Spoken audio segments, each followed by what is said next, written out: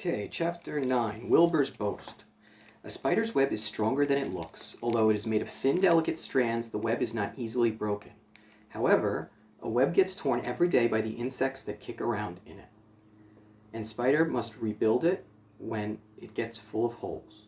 Charlotte liked to do her weaving during the late afternoon, and Fern liked to sit nearby and watch.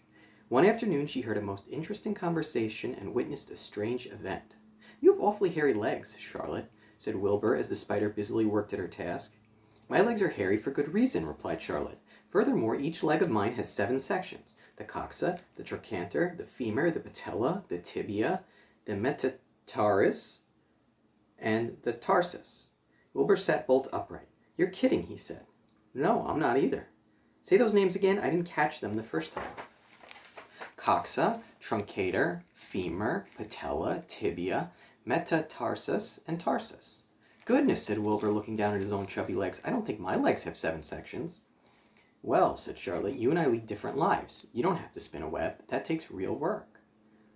"I could spin a web if I tried," said Wilbur, boasting. "I've just never tried." "Let's see you do it," said Charlotte. Fern chuckled softly, and her eyes grew wide with love for the pig.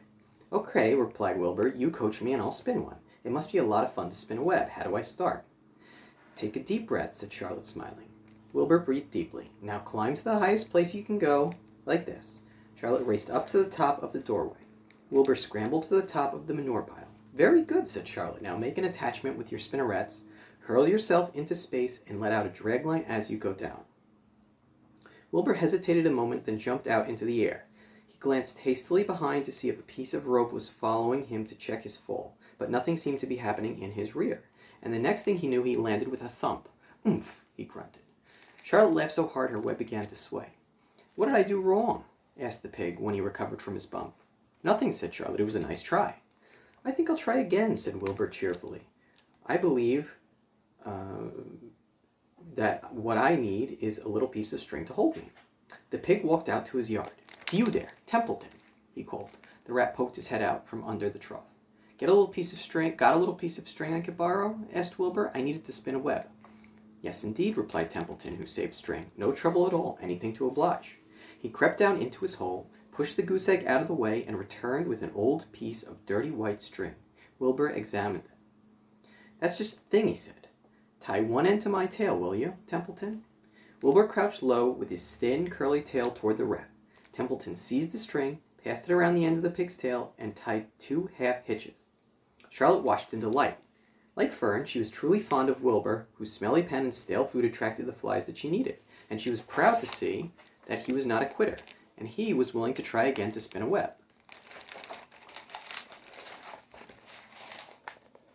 You got a couple pictures. There you go. While the rat and the spider and the little girl watched, Wilbur climbed again to the top of the manure pile full of energy and hope. "Everybody watch!" he cried, and summoning all his strength, he threw himself into the air head first. The string trailed behind him, but as he had neglected to fasten the other end to anything, it didn't really do any good, and Wilbur landed with a thud. Crushed and hurt. Tears came to his eyes. Templeton grinned. Charlotte just sat quietly. After a bit she spoke. "You can't spin a web, Wilbur, and I advise you to put the idea out of your mind. You lack 2 things needed for spinning a web." "What are they?" asked Wilbur sadly. "You lack a set of spinnerets, and you lack know-how. But cheer up. You don't need a web. Zuckerman supplies you with 3 big meals a day. Why should you worry about trapping food?" Wilbur sighed. "You're ever so much cleverer and brighter than I am, Charlotte. I guess I was just trying to show off. Served me right." Templeton untied his string and took it back to his home. Charlotte returned to her weaving. "You needn't feel too badly, Wilbur," she said. "Not many creatures can spin webs. Even men aren't as good as it is spiders, although they think they're pretty good, and they'll try anything. Did you ever hear of the Queensboro Bridge?" Wilbur shook his head. "Is it a web?" Sort of," replied Charlotte. "But do you know how long it took men to build it? 8 whole years. My goodness, I would have starved to death waiting for that long. I can make a web in a single evening." "What do people catch in the Queensboro Bridge? Bugs?" asked Wilbur. "No," said Charlotte. "They don't catch anything. They just keep trotting back and forth across the bridge, thinking there is something better on the other side. If they'd hang down hang head down at the top of the thing and wait quietly. Maybe something good would come along. But no, with men it's rush, rush, rush. Every minute. I'm glad I'm a sedentary spider. What does sedentary mean? Asked Wilbur. Means I sit still a good part of the time and I don't go wandering all over creation. I know a good thing when I see it, and my web is a good thing. I stay put and wait for what comes. Gives me a chance to think. Well, I'm sort of sedentary myself, I guess, said the pig. I have to hang around here whether I want to or not. You know where I'd really like to be this evening? Where? In a forest looking for beech nuts and truffles and delectable roots, pushing leaves aside with my wonderful strong nose, searching and sniffing along the ground, smelling, smelling, smelling. You smell just the way you are, remarked a lamb who had just walked in. I can smell you from here. You're the smelliest creature in this place. Wilbur hung his head. His eyes grew wet with tears. Charlotte noticed his embarrassment, and she spoke sharply to the lamb. Let Wilbur alone, she said. He has a perfect right to smell, considering his surroundings. You're no bundle of sweet peas yourself. Furthermore, you are interrupting a very pleasant conversation. What were we talking about, Wilbur, when we were so rudely interrupted? Oh, I don't remember, said Wilbur. It doesn't make any difference. Let's not talk any more for a while, Charlotte. I'm getting sleepy. You go ahead and finish fixing your web, and I'll just lie here and watch you. It's a lovely evening. Wilbur stretched out on his side. Twilight settled over Zuckerman's barn, and a feeling of peace. Fern knew it was almost supper time, but she couldn't bear to leave. Swallows passed on silent wings in and out of the doorways, bringing food to their young ones. From across the road, a bird sang, Whip-roll, whip-roll. Lurvy sat down under an apple tree and lit his pipe. The animal sniffed the familiar smell of strong tobacco. Wilbur heard the trill of the tree toad and the occasional slamming of the kitchen door. All these sounds made him feel comfortable and happy, for he loved life, and loved to be a part of the world on a summer evening. But as he lay there, he remembered what the old sheep had told him. The thought of death came to him, and he began to tremble with fear. Charlotte, he said softly. Yes, Wilbur, I don't want to die. Of course you don't, said Charlotte in a comforting voice. I just love it here in this barn, said Wilbur. I love everything about this place. Of course you do, said Charlotte. We all do. The goose appeared, followed by her 7 goslings. They thrust their little necks out and kept up a musical whistling like a tiny troop of pipers. Wilbur listened to the sound with love in his heart. Charlotte, he said. Yes, said the spider. Were you serious when you promised you would keep them from killing me? I was never more serious in my life. I'm not going to let you die, Wilbur. How are you going to save me? Asked Wilbur, whose curiosity was very strong on this point. Well, said Charlotte vaguely, I don't really know, but I'm working on a plan. That's wonderful, said Wilbur. How's the plan coming, Charlotte? Have you got very far with it? Is it coming along pretty well? Wilbur was trembling again, but Charlotte was cool and collected. Oh, it's coming on all right, she said lightly. The plan is still in its early stages and hasn't completely shaped up yet, but I'm working on it. When do you work on it? Begged Wilbur. When I'm hanging head down at the top of my web. That's when I do my thinking, because then all the blood is in my head. I'd be only too glad to help in any way I can. Oh, I'll work on it alone, said Charlotte. I think better if I think alone. All right, said Wilbur, but don't fail to let me know if there's anything I can do to help, no matter how slight. Well, replied Charlotte, you must try to build yourself up. I want you to get plenty of sleep and stop worrying. Never hurry and never worry. Chew your food thoroughly and eat every bit of it, except you must leave just enough for Templeton. Gain weight and stay well. That's what you can do to help. Keep fit and don't lose your nerve. Do you think you understand? Yes, I understand, said Wilbur. Go along to bed then, said Charlotte. Sleep is important. Wilbur trotted over to the darkest corner of his pen and threw himself down. He closed his eyes. In another minute he spoke. Charlotte, he said. Yes, Wilbur. May I go out to my trough and see if I left any of my supper? I think I left just a tiny bit of mashed potato. Very well, said Charlotte, but I just want you in bed again without delay. Wilbur started to race out to his yard. Slowly, slowly, said Charlotte. Never hurry and never worry. Wilbur checked himself and crept slowly to his trough. He found a bit of potato, chewed it carefully, swallowed it, and walked back to bed. He closed his eyes and was silent for a while. Charlotte, he said in a whisper. Yes. May I get a drink of milk? I think there are a few drops of milk left in my trough. No, the trough is dry, and I want you to go to sleep. No more talking. Close your eyes and go to sleep. Wilbur shut his eyes. Fern got up from her stool and started for home, her mind full of everything she had seen and heard. Good night, Charlotte, said Wilbur. Good night, Wilbur. There was a pause. Good night, Charlotte. Good night, Wilbur. Good night. Good night. Okay. So that was chapter 9. We're going to read chapter 10. We still have some time. An explosion. Day after day the spider waited, head down, for an idea to come to her. Hour by hour she sat motionless, deep in thought. Having promised Wilbur that she would save his life, she was determined to keep her promise. Charlotte was naturally patient. She knew from experience that if she waited long enough, a fly would come to her web, and she felt sure that if she thought long enough about Wilbur's problem, an idea would come to her mind. That's Charlotte and her web. Finally, once, morning toward the middle of July, the idea came. Why, how perfectly simple, she said to herself. The way to save Wilbur's life is to play a trick on Zuckerman. If I can fool a bug, thought Charlotte, I can surely fool a man. People are not as smart as bugs. Wilbur walked into his yard just at that moment. What are you thinking about, Charlotte? He asked. I was just thinking, said the spider, that people are very gullible. What does gullible mean? Easy to fool, said Charlotte. That's a mercy, replied Wilbur, and he lay down in the shade of his fence and went fast asleep. The spider, however, stayed wide awake, gazing affectionately at him and making plans for his future. Summer was half gone. She knew she didn't have much time. That morning, just as Wilbur fell asleep, Avery Arabelle wandered into the Zuckerman's front yard, followed by Fern. Avery carried a live frog in his hand. Fern had a crown of daisies in her hair. The children ran for the kitchen.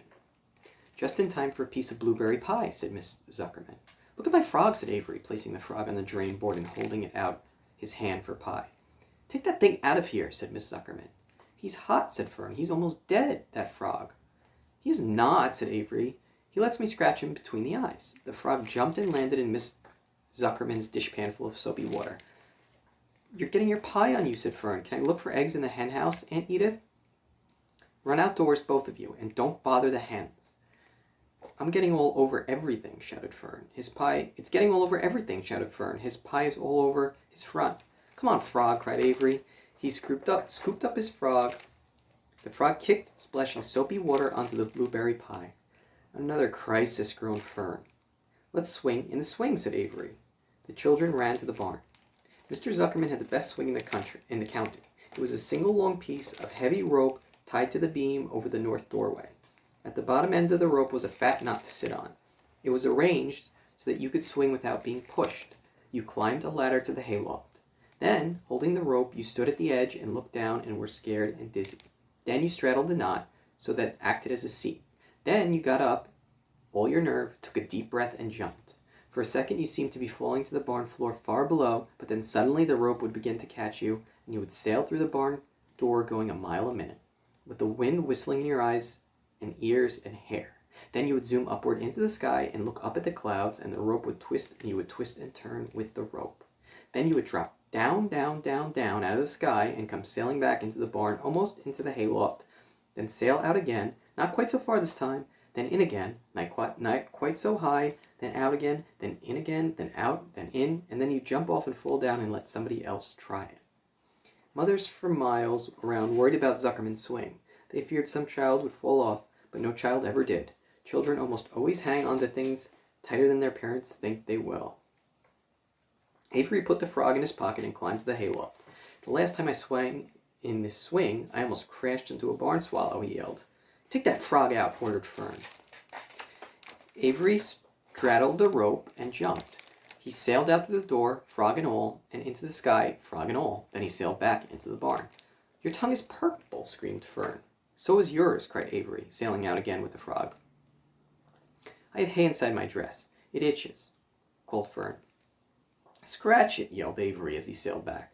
It's my turn, said Fern. Jump off. Fern's got the itch, sang Avery. When he jumped off, he threw the swing up to his sister. She shut her eyes tight and jumped. She felt the dizzy drop, then the supporting lift of the swing.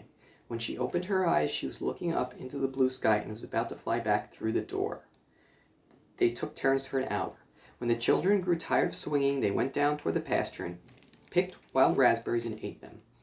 Their tongues turned from purple to red. Fern bit into a raspberry that had a bad-tasting bug inside it and got discouraged.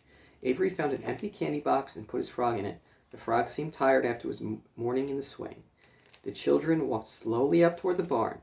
They, too, were tired and hardly had enough energy to walk. Let's build a treehouse, suggested Avery. I want to live in a tree with my frog. I'm going to visit Wilbur, Fern announced. They climbed the fence into the lane and walked lazily toward the pig pen. Wilbur heard them coming and got up. Avery noticed a spider web, and coming closer, he saw Charlotte.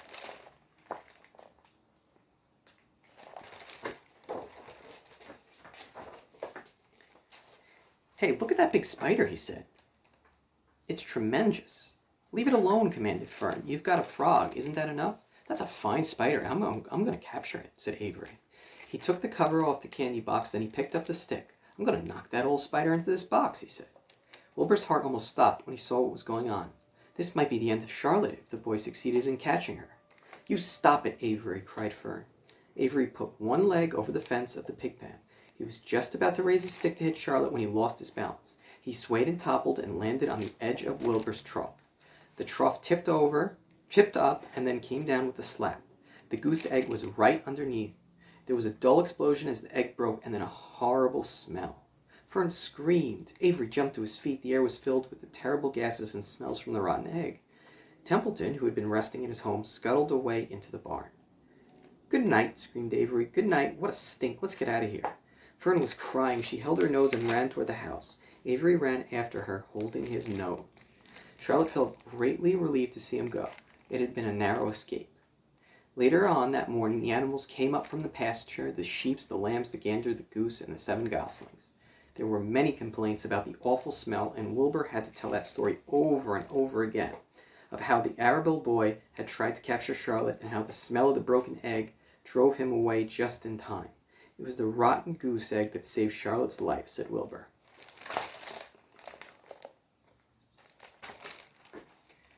The goose was proud of her share in the adventure. I'm delighted that egg never hatched, she gabbled. Templeton, of course, was miserable over the loss of his beloved egg, but he couldn't resist boasting. It pays to save things, he said in his surly voice. A rat never knows when something is going to come in handy. I never throw anything away. Well, said one of the lambs, this whole business is all well and good for Charlotte, but what about the rest of us? The smell's unbearable. Who wants to live in a barn that is perfumed with rotten egg? Don't worry, you'll get used to it, said Templeton. He sat up and pulled wisely at his long whiskers, then crept away to pay a visit to the dump. When Lurvy showed up at lunchtime carrying a pail of food for Wilbur, he stopped short a few paces for the pig pen. He sniffed the air and made a face. What in thunder? He said, setting the pail down. He picked up the stick that Avery had dropped and pried the trough up. Rats, he said. Phew! I might have known a rat would make a nest under the trough. How I hate a rat. And Lurvy dragged Wilbur's trough across the yard and kicked some dirt into the rat's nest, burying the broken egg and all Templeton's other possessions. Then he picked up the pail. Wilbur stood in the trough, drooling with hunger. Lurvy poured. The slops ran creamily down around the pig's eyes and ears. Wilbur grunted. He gulped and sucked and gulped, making swishing and swooshing noises, anxious to get everything at once. It was a delicious meal: skim milk, wheat middlings, leftover pancakes, half a donut, the rind of a summer squash, 2 pieces of stale toast, a third of a ginger snap, a fish tail, 1 orange peel, several noodles from a noodle soup, the scum off a cup of cocoa, an ancient jelly roll, a strip of paper from the lining of the garbage pail, and a spoonful of raspberry jello. Wilbur ate heartily. He planned to leave half a noodle and a few drops of milk for Templeton. Then he remembered that the rat had been useful in saving Charlotte's life, and Charlotte was trying to save his life. So he left a whole noodle instead of a half. Now that the broken egg was buried, the air cleaned, and the barn smelled good again. The afternoon passed, and evening came. Shadows lengthened. The cool and kindly breath of evening entered through doors and windows. Astride her web, Charlotte sat moodily eating a horsefly and thinking about the future. After a while, she bestirred herself. She descended to the center of the web, and there she began to cut some of her lines. She worked slowly but steadily while the other creatures drowsed. None of the others, not even the goose, noticed that she was at work. Deep in his soft bed, Wilbur snoozed. Over in their favorite corner, the goslings whistled a night song. Charlotte tore quite a section out of her web, leaving an open space in the middle. Then she started weaving something to take the place of the thread she had removed. When Templeton got back from the dump around midnight, the spider was still at work.